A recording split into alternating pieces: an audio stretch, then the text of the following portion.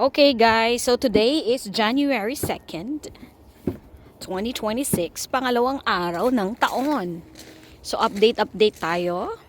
At sa ngayon hindi gaanong malamig, it's 14 degrees Celsius. Bahala na kayo mag-convert into Fahrenheit. So ayan ang sitwasyon ng ating garden. So yan, pati po yung mga yung mga damo-damo. So pag winter talagang ganyan po. Wala kang choice. Matitigok ka talaga sa sobrang lamig. 'Di ba? Oh. Yan ang sitwasyon ngayon. Oh. Yung garden.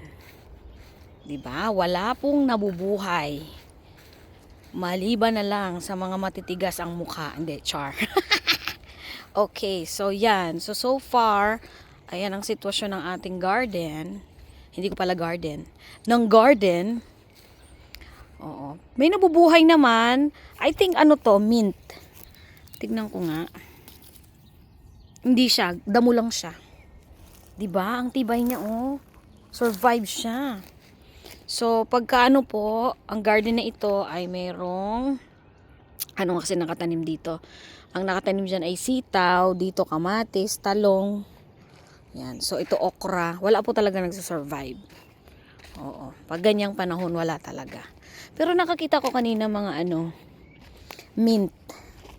Mint, nakakita ko ng mga mint kanina. Ito ang tawag po dito ay siyang siya. Kabango.